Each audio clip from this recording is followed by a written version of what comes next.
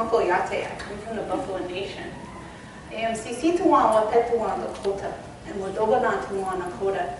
I originally come from the far northeast corner of Montana. So I'm way up there in the far northeast corner. We sit right on the border of Canada and North Dakota.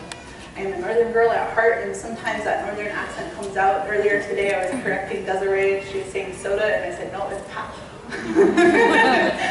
I'm really happy to be here with you all tonight. Thank you so much. So storytelling is really important for Ochatishikami. When I acknowledge that I am Dakota and Nakoda, I am a part of a larger system of culture and socio-political status. I belong to Ochatishikami. This accounts for all of our Dakota, Lakota, and Nakota bands. And so stories are a way for us to connect across our different bands or different territories. And so I want to kind of set the tone here a little bit. We call it Uhunkankang. And I was just talking to Jessa Rae, who is just like my rock as well. Like, shout out to Jessa Rae. Like, she's a fabulous human being. And I am so happy that she is here at Chico State. Like, I am so happy she is here with you all. We had like a tremendous day in community, and that made my heart feel so good. And like, just Jessa Rae is one of the most phenomenal people I've ever met in my life. And so Jessa Rae is actually teaching a storytelling class right now. And so we were talking about, how do we engage with story, especially when we're not physically on the land. And so protocols is an easy way to do this, right? Protocols to us are often, we have a good system here, right? It's the lights are dim, we've kind of got a mood going on. But I'm going to be honest, I don't like being on a stage and above you all, so I'm going to come down here, okay? And I know that we have people that are recording, and I think people that are joining us virtually. And I apologize if this messes with how you see me and engage with me, but this feels better, right? This feels better. This is what this is about, because when we are storytellers and when we're talking about these things, and I'm not above you, I am with you, right? No one in our community is above anybody else. And I say this because this is important, because I'm a young person. One of these days somebody's going to correct me. They say, Jessa, you're not as young as you keep saying. But I consider myself a young person. And I'm here as a storyteller tonight, and I'm here to talk about stories and and these different ways we engage with these things. But I need to acknowledge that I am a young person. And everything that I say verbally and everything I talk about tonight is just, is in all honesty, my ina, my mom, and my uchi, my grandma. It is them saying these things. I am just the vessel, I am just here. So I'm not above you. It feels weird to stand on the stage in front of you. Like, I need to be here with you all, right? So thank you all. I needed to acknowledge that and kind of, situate myself and to acknowledge these things, because these things are important with how we talk about stories. So I want to talk. I'm going to talk now. I'm going to really talk, guys. I acknowledge that I come from the Tatonko Yate. I come from the Buffalo Nation. And this is important. It's always important. My grandpas, my lalas, they told me that whenever I introduce myself and whenever I identify who I am, I have to acknowledge that I am of the Tatonko Yate. I am of the Buffalo Nation. And it's because of our histories. That's the thing about stories, is these are truths, these are histories. When we hear these stories, these aren't like myth, they aren't legend. I hate those words. I don't like those words. Because they make them seem like, they never really happened. They're just stories that we told ourselves. No, these are truths. We hear these stories and we feel it. We feel it in our heart. We feel it in our bones. Like, that happened. I was there.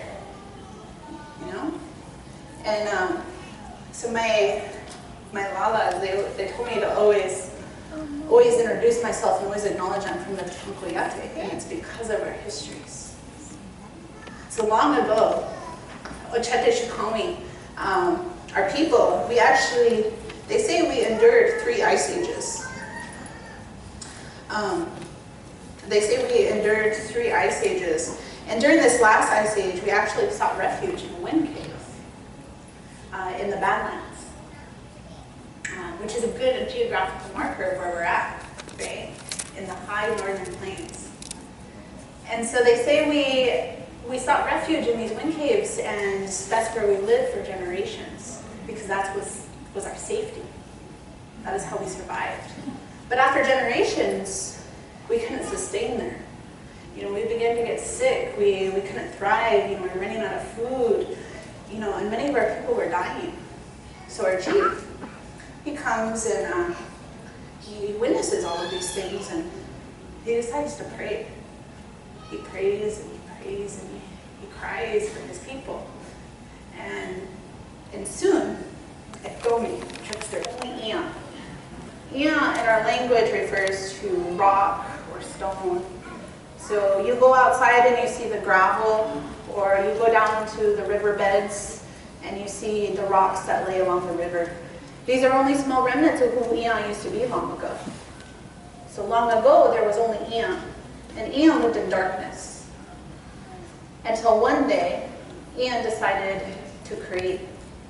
And Ian's first creation was a sphere. And one half of the sphere was Makah, land, and the other half was Mani, water. And so Ian had his first creation. This is exciting, right? And so Ian lived with his creation for a little while until he decided to create Ambetu and Hanhapi, daytime and nighttime. He created time. And so creation began. We started to see the evolution of time. And soon, Makah, land, she came to Ian and she said, Ian, I am naked. I wish for you to create life upon me. And Ian said, Makah, if I do this, if I create life upon you and if I clothe you in this way, you must promise to always care for this life, to nourish this life, and protect this life.